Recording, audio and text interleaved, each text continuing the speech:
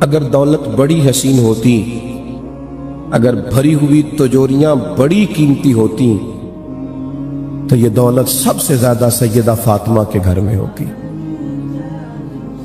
اور اگر شانوں والے باپ کی شانوں والی بیٹی نے 3 دنوں میں ایک بار روٹی کھائی ہے تو پھر اچھی طرح سمجھ لو کہ یہ فقیری ان کی پسند ہے، یہ سادگی ان کی پسند ہے، یہ غریبی، یہ فقر ان کی پسند ہے۔ اس کی رضا پہ چل، اگر وہ نہیں چاہتا کہ تیرے پاس کروڑوں اربوں خربوں ہوں تو تیری بے چینی کا معنی۔ اور رسول اللہ صلی اللہ تعالی علیہ وسلم نے ارشاد فرمایا، جو صبر کرنے کی کوشش کرے گا رب اسے صبر عطا بھی کرے گا۔ اور کیا الفاظ ہیں اور کیا ان کا حسن ہے۔ حضور فرمانے لگے صبر سے بڑی نعمت کوئی نہیں۔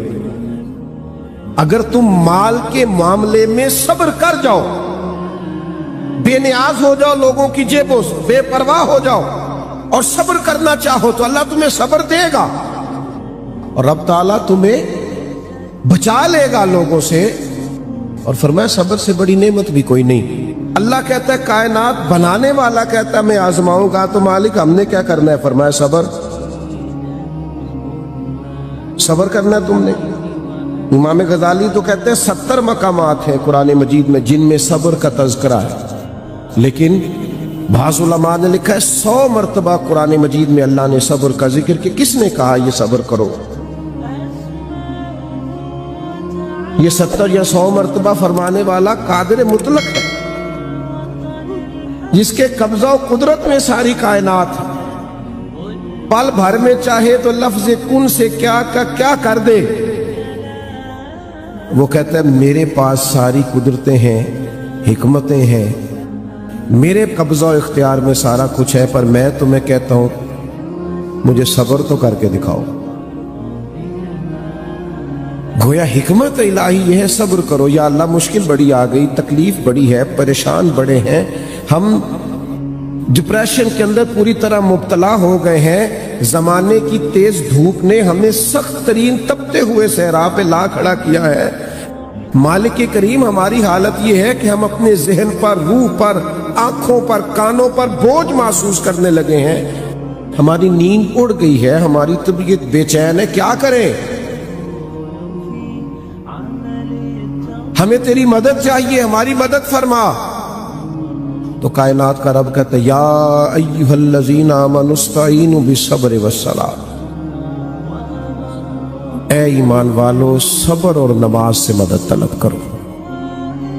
اور اگر تم یہ مدد طلب کرنے میں کامیاب ہو گئے، تم نے صبر کر لیا، تم عبادات کے پابند ہو گئے، تمہارے مصلے آباد ہونے لگے، تمہاری زبانوں پر ذکر جاری ہونے لگا، تم اپنے مالک کریم کو یاد کرنے میں کامیاب ہو گئے اور صبر کرنے میں کامیاب ہو گئے، تو مالک پھر کیا ملے گا؟ امتحان میں کامیابی ہو جائے گی، مشکل آسان ہو جائے گی۔ پھر ہمیں کیا ملے گا؟ تو کریم فرماتا ہے ان اللہ مع الصابرین، پھر تمہیں رب ملے گا۔ پھر تم یہ مت سمجھنا کہ تمہارے دائیں بائیں کوئی گن مین کھڑے ہیں، اور یہ مت سمجھنا کہ بڑی سیاسی شخصیات تمہاری پشت پر کھڑی ہیں، یہ مت سمجھنا کہ کروڑوں اربوں خربوں روپیہ لے کے کوئی آگے آئے مشکل حل ہو گئی ہے۔ ان اللہ مع الصابرین، تمہاری پشت پہ انسانوں کی قوت خالی نہیں ہوگی، تمہیں رب کریم کی قوتیں ملے گی۔ صبر کرنے والوں کو معیت الہی نصیب ہوتی، معیت الہی۔ صبر ایک نعمت ہے، صبر ایک طاقت ہے، صبر کچھ تدبیری ہے۔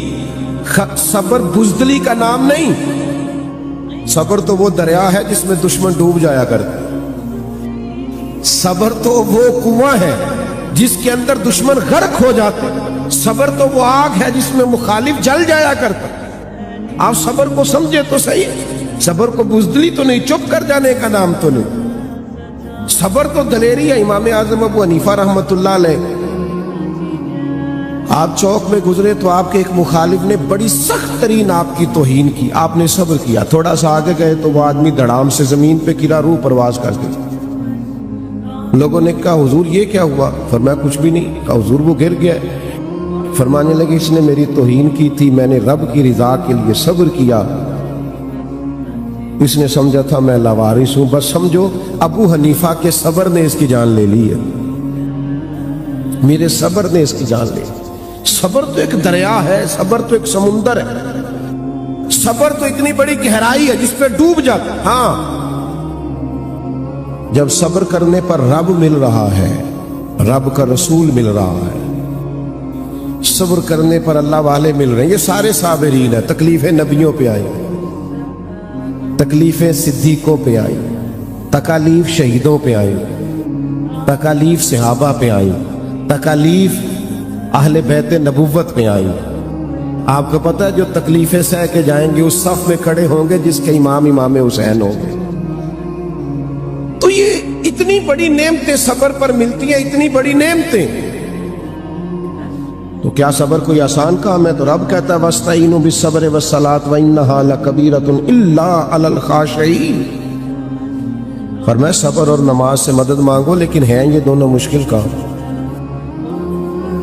یہ آسان ہے مشکل، ہاں جو اللہ سے ڈرے اس کے لیے مشکل کوئی نہیں ہے، مشکل یہ سوکھا، ہاں یہ عشق نہیں آسان، بس اتنا سمجھ لیجئے ایک آگ کا دریا ہے اور ڈوب کے جانا ہے، یہ آسان کوئی نہیں، اسے آسان ایسے نہ سمجھے کہ یہ پڑی ہوئی کوئی چیز ہے تو آپ اٹھا کے اس کو اپنی جیب میں رکھ لیں گے۔ وَإِنَّهَا لَكَبِيرَةٌ، صبر کرنا مشکل کام ہے، نماز پڑھنا مشکل کام ہے، یہ آسان نہیں ہے، لیکن میرے عزیزو یاد رکھو اس صبر میں جو لذت ہے، اس صبر میں جو کیف ہے، اس صبر میں جو سرور ہے، اس صبر کے اندر اللہ تبارک و تعالیٰ کا جو فضل بستا ہے، اس صبر کے اندر جو اللہ تبارک و تعالیٰ عطا کرتا ہے، وہ کمال چیز ہے۔ ہماری آج کل سوسائٹی میں صبر نہیں ہے، حوصلہ نہیں ہے، تھوڑا اللہ کے فیصلوں کا انتظار نہیں ہے، ہمیں بڑی جلدی ہے، ہم جلد باز ہیں، ہم عجلت پسند ہیں، ایک منٹ سے پہلے شکوہ کرتے ہیں، ہر روز داستان سناتے ہیں، فلاں آیا تھا وہ بھی ٹھیک نہیں، فلاں آیا تھا اس نے میرے ساتھ یہ کر دیا۔ اپنی زندگی کو ہم نے شکووں سے نہیں بھرا، کانٹوں سے بھر لیا، ہر وقت تکالیف کا اظہار کرتے ہیں، اپنے دکھ سناتے ہیں، لسٹیں بنائے بیٹھے۔ خدا کے بندو، اگر زندگی صبر والی ہوگی تو آپ میں تحمل پیدا ہو جائے، آپ بردبار ہو جائیں، آپ کی خاموشی کسی طوفان کا پتہ دے گی، آپ کا تھوڑی دیر کے لیے بیٹھنا، خاموش ہو کے صبر کرنا، کسی سے پوچھ لیجئے گا یہ آپ کو باوقار کر دے گا، آپ میں وقار نظر آئے گا، آپ بڑے وفادار ہو جائیں گے اگر صابر ہو جائیں گے، آپ کی طبیعت میں اتنا ٹھہراؤ پیدا ہوگا کہ آپ محسوس کریں گے کہ یار زندگی کی اتنی بڑی نعمت ہے صبر۔ آپ کے اندر ایک خاص قسم کی وفاداری پیدا ہونی چاہیے۔ ٹھیک ہے کہ آپ طاقتور بھی ہو سکتے ہیں، مالدار بھی ہو سکتے ہیں، اینٹ کا جواب پتھر سے دینے والے بھی ہو سکتے ہیں، لیکن یہ ساری چیزیں آپ کو سکون نہیں دیں گی جتنا صبر سکون دیتا ہے، جتنا صبر۔ آج کتنی پریشانی ہے لوگوں کو مالی طور پر، آپ مجھ سے ناراض نہ ہوئیے گا، اتنے مسکین اور غریب نہیں لوگ جتنا رونا روتے ہیں، مسائل بڑی پریشانی ہے غرباء کے لیے، لیکن جتنا شوق ہمیں امیر بننے کا ہے نا، ضروریات کی کفالت کا مسئلہ نہیں، جتنا مسئلہ ہمارے ساتھ یہ ہے نا کہ فلاں کی گاڑی دیکھ کر میں پریشان ہوں، بھئی اس کا نصیب تھا اسے مل گیا، مجھے صابر رہنا ہے۔ کسی کا مکان دیکھ کر پریشان ہو جانا، بھئی وہ اس کا نصیب تھا اس کو مل گیا، میرے اللہ نے جہاں رکھا جس حال میں رکھا الحمدللہ، میں بڑا مطمئن ہوں، میں بڑا خوش ہوں۔ وہ کسی کا بزنس بڑا چل گیا تو ٹھیک ہے نا بھائی، اس کا چل گیا ہے۔ نبی پاک صلی اللہ تعالیٰ علیہ وسلم نے فرمایا ہے کوشش ضرور ہمیں کرنی چاہیے، جدوجہد ضرور کرنی چاہیے، محنت ضرور کرنی چاہیے، پر نبی پاک علیہ الصلوۃ والسلام نے فرمایا ہے، سرکار کا فرمان دیکھو، کریم فرماتے ہیں جس طرح تم سردیوں کے بیمار کو پانی سے بچاتے ہو نا، اسی طرح رب جس سے پیار کرے اسے دولت سے بچاتا ہے۔ تو محسوس تو کرنا، تیرا بچا رہنا، دنیا سے دور رہنا، تیرے پاس پیسے تھوڑے ہونا، یہ تو تیرے اوپر کوئی انعام تھا اور تو نے اسے اپنی ناکامی بنا لیا۔ تو نے سمجھ لیا وہ پیسے نہیں ہے تو کچھ بھی نہیں ہے، میں مالی طور پر کمزور ہوں تو صرف زیرو۔ آپ تھوڑا سا سمجھیں، اپنے آپ کو کھڑا کریں، آپ غور فرمائیں۔ میں ملک سے باہر تھا، ایک صاحب دوڑے دوڑے آئے اور بہت بڑی گاڑی سے اترے اور وہ میرے سینے سے لگے اور پھر وہ پھوٹ پھوٹ کے رونے لگے اور بڑا میرے ساتھ انہوں نے اظہار محبت کیا۔ تو میں نے انہیں کہا کون ہے، کوئی تعارف تو کرائیں۔ تو اس سادے آدمی کی بات میرے دل میں نقش کر گئی اور گھر کر گئی۔ کہنے لگے پیر صاحب میں دنیا کا وہ غریب آدمی ہوں جس کے پاس صرف پیسے ہیں اور کوئی شے نہیں۔ میری غربت کا حال مت پوچھیے، دولت کے انبار لیکن سوا اس کے میرے پاس کوئی اور چیز موجود نہیں ہے۔ کاش پیسوں سے اولاد کا ادب خرید سکتا، کاش پیسوں سے اپنوں کی محبت خرید سکتا، کاش مجھ سے لالچ نہ کیا جاتا، کاش پیسوں کے ساتھ سکون خرید پاتا، لیکن وہ قریب صرف پیسہ۔ صبر ہی نہیں آ رہا لوگوں، ہر حال میں پیسے لینے، ہر حال میں امیر ہونا ہے۔ سنو اور اس بات کو کبھی نہ بھولنا، حضرت ابو سعید خدری رضی اللہ تعالیٰ عنہ فرماتے کچھ لوگوں نے نبی پاک علیہ السلام سے، حضور کے پاس کچھ مال غنیمت تھا، انہوں نے حضور سے مطالبہ کیا تو حضور نے بھر کے دامن انہیں عطا کیا۔ انہوں نے پھر مانگا، حضور نے پھر دیا، انہوں نے پھر مانگا، نبی کریم نے پھر دیا، 3 بار دے دیا اللہ کے رسول نے، اور یہ بخاری میں موجود ہے۔ پھر حضور فرمانے لگے میرے پاس جو بھی مال ہے نا، اس میں سے تم میں سے جو بھی کوئی سوال کرے گا اس مال میں تمہیں ضرور دوں گا۔ لیکن حضور فرمانے لگے جو شخص لوگوں سے مانگنے سے بچے گا نا، اللہ بھی اسے بچا لے گا، اللہ پھر اسے لوگوں کا محتاج نہیں کرے گا جو بچے گا۔ اور حضور علیہ الصلوۃ والسلام فرمانے لگے جو تھوڑی لاپرواہی اختیار کرے گا نا لوگوں کے مال سے، اللہ بھی اسے بے نیاز کر دے گا۔ لیکن ہماری طبیعت اس طرح کی ہے، مزاج اس طرح کا ہے کہ لوگ تھوڑی دیر کے لیے بھی کسی ٹھہراؤ کی طرف آنے کو تیار نہیں ہوتے۔ ایک دوسرا بے صبری ہمارے دلوں میں بہت زیادہ پائی جاتی، فلانے نے مجھے یہ کہہ دیا ہے، فلاں نے میرے خلاف بات کر دی، فلاں کی اتنی ضرورت ہوئی، مجھے فلاں نے بتایا ہے کہ اس نے یہ کہا ہے۔ ویسے سوال یہ ہے جناب سے کہ جناب کی کتنی کو عظمت ہے، آپ کو کوئی بات بھی نہیں کر سکتا، آپ بات کرنے کی اجازت بھی نہیں دیتے۔ پہلے تو یہ تعارف کرائیں بھلا آپ کیا ہیں، آپ کو کوئی بات ہی نہیں کر پا رہا، آپ کسی کو جرأت، مثلا آپ کیا ہیں؟ اپنے آپ کو اتنا بلند و بالا آپ لے گئے کہ کسی کی جرأت ہی نہیں ہے وہ آپ کے بارے میں بات کر سکے۔ ہاں اگر وہ غیبت کر رہا ہے تو غلط کر رہا ہے، 100% غلط کر رہا ہے، لیکن آپ کیا بن کے بیٹھ گئے کہ میرے بارے میں، اور ایک بات ہمارا مخالف ہمارے بارے میں کرتا ہے، ایک بات، اچھا وہ بات کر کے گھر سو جاتا ہے، ہماری ساری صلاحیتیں اس کو جواب دینے میں خرچ ہو جاتی ہیں۔ ہم سارا دن سوچتے رہتے ہیں کہ وہ پتہ نہیں کس کی وہ بات کر گیا۔ نبی پاک صلی اللہ تعالیٰ علیہ وسلم کی خدمت میں آ کے، مشکات میں موجود ہے، ایک صحابی نے عرض کی یا رسول اللہ کافر آپ کا نام بگاڑ کے معاذ اللہ آپ کو برا بھلا کہتے ہیں، کیونکہ حضور کا نام تھا محمد صلی اللہ علیہ وسلم، محمد اس کو کہتے ہیں جس کی بار بار تعریف کی جائے۔ تو ان کے دل میں خیال آیا ہم محمد بھی کہتے ہیں اور ہم معاذ اللہ تعالیٰ برا بھلا بھی کہتے ہیں۔ انہوں نے حضور کا نام معاذ اللہ ثم معاذ اللہ نقل کفر نہ باشد، حضور کا نام بگاڑ کر سرکار کے بارے میں باتیں شروع کر دیں۔ تو ایک صحابی پریشان ہو یا رسول اللہ وہ یہ کہہ کے آپ کا نام بگاڑتے ہیں۔ تو حضور مسکرائے، فرمایا وہ پتہ نہیں کس کی باتیں کر رہے ہیں، میرا تو یہ نام ہی نہیں۔ فرمایا پتہ نہیں وہ کس کو برا بھلا کہہ رہے ہیں، کس کو گالیاں دے رہے ہیں، وہ میں نہیں ہوں، میں تو محمد ہوں۔ اور محمد وہ ہوتا ہے جس کی تعریف کی جائے وہ پتہ نہیں کتنی گلاں پہ کر دینے۔ آپ کو بلا وجہ ٹینشن ہو جاتی ہے، فلانا فلانی جگہ کھڑا تھا میری بات پر، چھوڑیں یار، آپ کس چکر میں پڑ گئے ہیں؟ وہ ایک جملہ کہے گا اور ہم سارا وقت اسی پہ لگا دیں گے، ہم تو مصروف ہی بڑے ہیں، ہمارے پاس اتنا ٹائم نہیں ہے. ہمیں طاقتور ہونا ہے, تھوڑا صبر کرے. کسی نے بات کر دی, چل ٹھیک ہے بھائی, اللہ تیرا بھلا کرے, دو چار اور کر, کوئی فرق نہیں پڑتا, سمجھ آ جائے گی تجھے آہستہ آہستہ. اتنی جلدی الجھ جانا, رشتوں داروں سے لڑائیاں کر بیٹھنا, فلاں نے بات کر دی, فلاں جگہ آ گئی, فلاں نے کہہ دیا, ساری رات سونا نہیں, منصوبہ. آپ تو کوئی کام ہی نہیں کر سکے.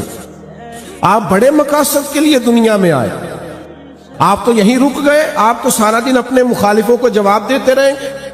کام کون کرے گا, ڈیوٹی کون کرے گا؟ اتنے اتنے بڑے مقاصد ہیں, ان کا حصول کیسے ہو؟ الجھ نہ جائیں کہ فلاں میرے بارے میں بات کر گیا تو وہ کر گیا, تو پھر کیا ہوا, کرنے دو. لوگوں کے منہ میں زبان ہے تو بات کرنے کے لیے ہے نا, وہ بات کرے گا, ہم کام کریں گے. میری ایک نصیحت ہے اپنے دوستوں کو ہمیشہ کرتا ہوں, میں کہتا ہوں پراپوگنڈے کا جواب پراپوگنڈے سے نہیں ہوتا, پراپوگنڈے کا جواب کام سے ہوتا ہے, پراپوگنڈے کا جواب عمل سے ہوتا ہے. لوگوں کی باتوں کا جواب اپنے کردار سے دیا جاتا ہے. بات کا جواب بات سے نہیں, بات کا جواب کردار سے, بات کا جواب عمل سے, بات کا جواب آنے والے وقت سے. آپ یقین کریں, جو لوگ آپ کو تانا دیتے ہیں نا تو کچھ نہیں کر سکتا, آپ کچھ کر کے دکھائیں, وہ آپ سے ملاقات کرنے والوں کی لائنوں میں کھڑے نظر آئیں گے. اور آپ کچھ کر کے تو دکھائیں نا. آپ کی رائے یہ ہے کہ میں بات کا جواب بات سے دوں, تو پھر وہ تو بات طویل ہو جائے گی. آپ ایک بات کریں گے, وہ دو کرے گا, آپ تین کریں گے, تو اس میں تو سارا وقت لگ جائے گا. ہمیں تو اور بڑے کام ہیں, اور بھی کئی کام ہم نے کرنے ہیں زندگی میں. حضرت صدیق اکبر تشریف فرمائے رضی اللہ تعالی عنہ. تو ایک شخص نے آپ کو برا بھلا کہنا شروع کر دیا. اللہ کے حبیب بھی وہاں تشریف فرمائے, وہ دیر تک برا بھلا کہتا رہا. ادھر دیکھو نوجوانوں میری طرف, یہ ذرا دو تین دفعہ تانا سن کے اور سہ کے اور مسکرا کے دیکھو تو صحیح. یہ تھوڑا تجربہ تو کرو بھلا, دو چار دفعہ کر کے دیکھو نا. آپ کو کسی نے برا کہا, آپ نے سنا بھی, سہا بھی, اور ساتھ تھوڑا سا آپ مسکرائے بھی. اور اگر اور زیادہ ہمت کریں تو اسے کہہ دیں یار تو دعا کرنا اللہ مجھے ٹھیک کر دے. یہ ذرا کر کے, جتن جتن تہار کوئی کھیڈے تو ہارن کھیڑ فقیرا, جتن دا مل کھوٹی پیندا ہارن دا مل ہیرا. تو چھوڑنا, چل ٹھیک ہے یار کر لے. آپ تھوڑا سا یہ کر کے تو دیکھیں. وہ حضرت صدیق اکبر کو برا کہتا جا رہا. جناب صدیق اکبر اطمینان سے بیٹھے. مزے کی بات بتاؤں, اس محفل نور میں رسول رحمت بھی تشریف فرما, امام الانبیاء بھی جلوہ فراز, اللہ کی ساری رحمتوں کے جھرمٹ میں کریم بھی وہاں تشریف فرما ہے. گویا قدسی جھک جھک کے اس حجرہ نور کی طرف آ رہے ہیں, جا رہے ہیں. لائنیں لگی ہوئی ہیں زیارت کرنے والوں, کریم تشریف فرما ہے. حضرت صدیق اکبر کو بلا بلا کہہ رہا ہے. ایک وقت آیا جناب صدیق اکبر کا پیمانہ صبر لبریز ہوا. اس نے بڑی باتیں کی. حضرت صدیق نے جواب میں ایک ہی بات کی. تھوڑا سا محفل پہ سناٹا چھایا, کیونکہ پہلے وہ کر رہا تھا, جناب ابوبکر سن رہے تھے. اب جناب صدیق اٹھے, جناب صدیق نے ایک بات کی اس کو, تو اللہ کے رسول اس محفل سے اٹھے. اگر آپ اس بات کی گہرائی میں اتریں گے تو کلیجہ ٹھنڈا ہو جائے. آپ کو کئی دفعہ یہ باتیں کرنے والے اچھے لگنے لگ جائیں گے. آپ سارا دن اپنی صلاحیت ضائع نہیں کریں گے ان کے بارے میں سوچ سوچ. وہ دیر تک آپ کو برا بلا کہتا رہا, سنتے رہے. حضرت صدیق نے ایک جواب دیا, محفل کا رنگ تھوڑا بدل گیا. اللہ کے رسول اٹھے, حضور اٹھ کے اس حجرے سے باہر نکلے. حضرت صدیق اکبر بھی دوڑ کے پیچھے آئے. عرض کی یا رسول اللہ, میرے ماں باپ قربان ہو, میرا دل میری روح قربان ہو. اس نے اتنی باتیں کی, آپ بیٹھے رہے. میں نے ایک کی, آپ اٹھ کے آ گئے. تو ذرا کریم کے جواب کی روحانیت کی بلندی دیکھیے. یہ کیا معراج حضور نے جناب صدیق اکبر کی بیان کی. حضور فرمانے لگے ابو بکر, جب تک وہ بول رہا تھا آپ چپ تھے نا, اللہ نے آپ کے سرانے فرشتہ کھڑا کیا ہوا تھا.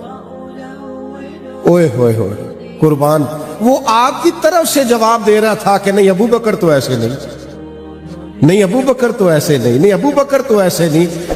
فرمایا جب آپ بولے ہیں، آپ نے خود اپنا دفاع کیا ہے، فرشتہ اٹھ کے چلا گیا ہے، فرشتہ چلا گیا ہے تو میں بھی آ گیا ہوں۔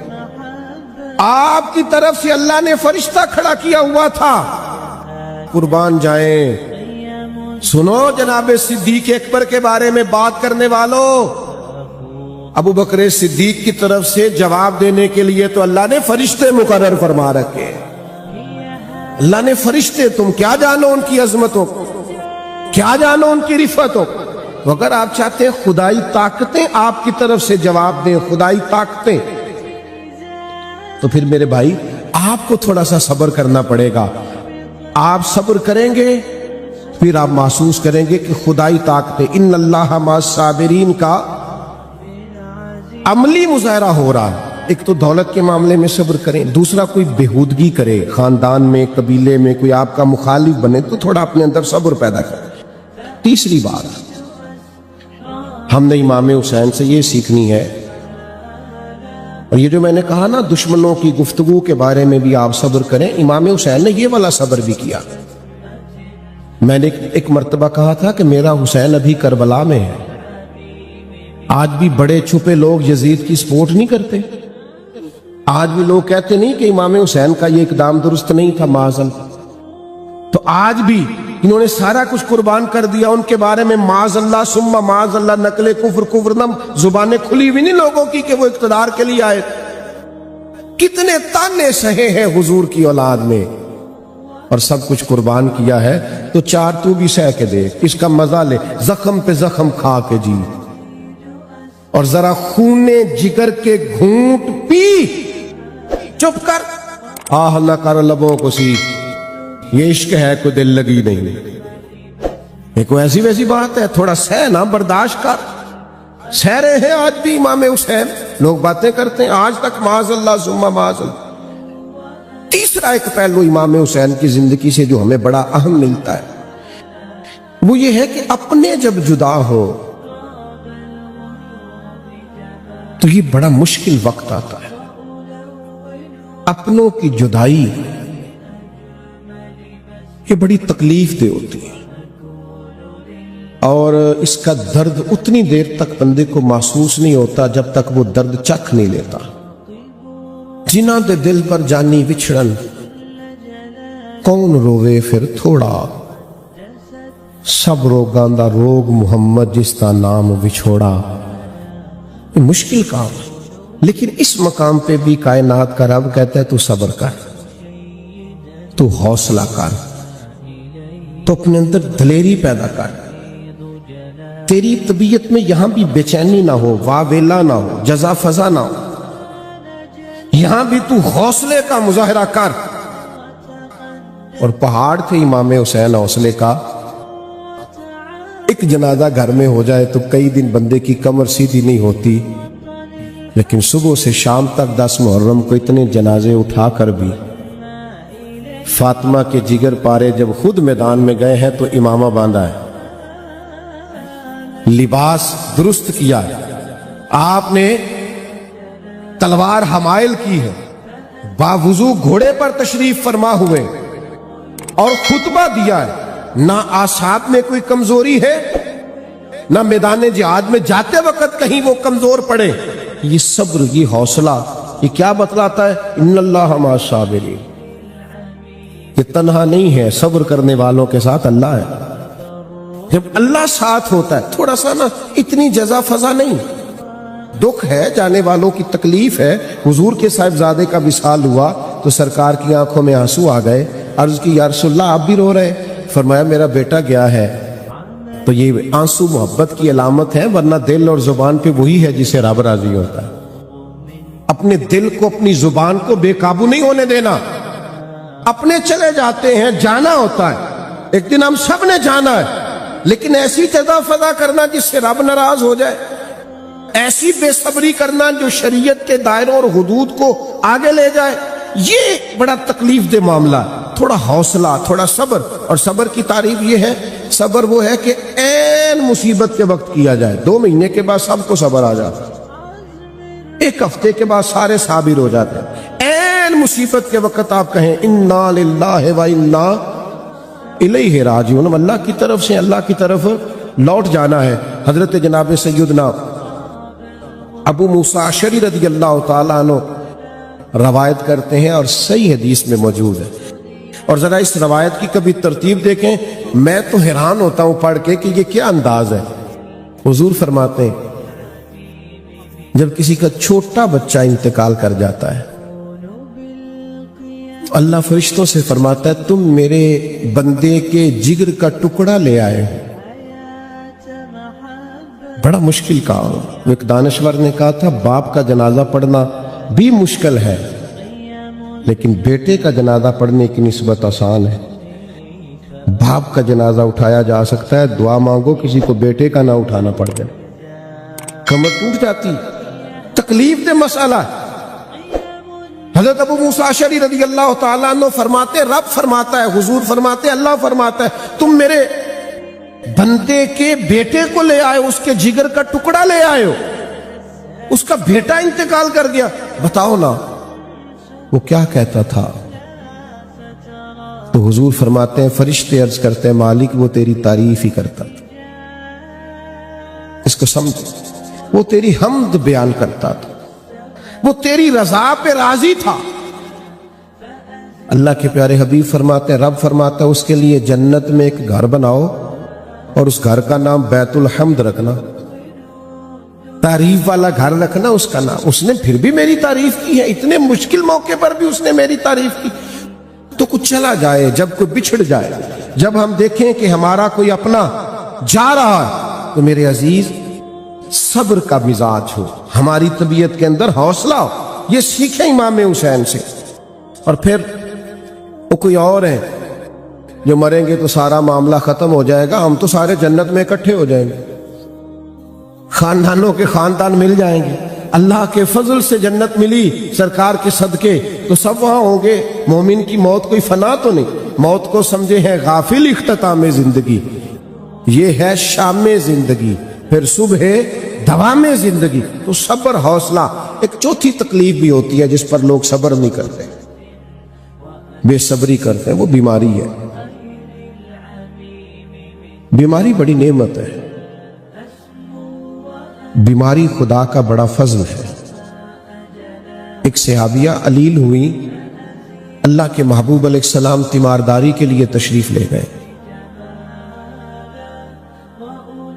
تو حضور نے پوچھا کیا ہے؟ عرض کی حضور اللہ اس بخار کا بھلا نہ کرے، اس میں خیر نہ آئے، مجھے بڑی تکلیف دی ہے. تو حضور فرمانے لگے بخار کو برا نہ کہے، یہ تو جب آتا ہے بندے کے گناہ لے جاتا ہے.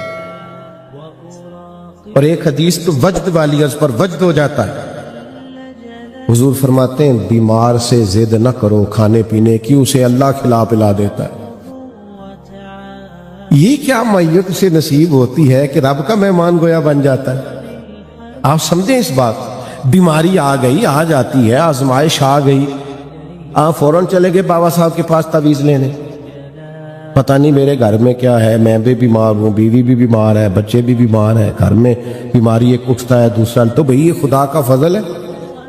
حضرت مولا علی شیر خدا رضی اللہ تعالیٰ عنہ فرماتے ہیں 2 دفعہ اللہ بندے کو تکلیف نہیں دے گا. اس کو دنیا میں تھوڑی بہت بیماری آ گئی، آزمائش آ گئی، اس کے یہی گناہ معاف ہو جائیں گے، قیامت میں سزا نہیں ملے گی، یہی معاملات بہتر ہو جائیں گے. بیماری آ گئی ہے، یہ تو آپ کے نفسانی قوتوں کو کمزور کر دے گا، آپ کی طبیعت اللہ اللہ کی طرف مائل ہو جائے گی. آپ اس کو سہنا سیکھیں، برداشت کرنا سیکھیں. لیکن اتنا واویلا مچانا، اتنا پریشان ہونا، اتنا الجھ جانا، ڈاکٹروں سے لڑتے پھرنا، اور جناب ہاسپٹلز میں آپ جائیں تو اتنی عجیب صورتحال کا ہو جانا، کہیں احتجاج ہو رہا ہے، کہیں کچھ ہو رہا ہے، کہیں کچھ ہو رہا ہے. آپ جائز مطالبہ ضرور کریں، لیکن بیماری آ جاتی ہے اور یہ خدا کا فضل ہے، یہ انسان کو آ گھیرتی ہے. یہ بیماری حضور کے قدم چومنے بھی آیا کرتی تھی، حضور کی بارگاہ میں بھی حاضری دیتی تھی، یہ آ جاتی. لیکن اس پر جزا فضا کرنا، صبر کا دامن چھوڑنا، یہ درست. تو اپنی طبیعت میں صبر لائیں، ٹھہراؤ لائیں. آپ پاکیزگی مزاج کے ساتھ اپنی زندگی گزاریں.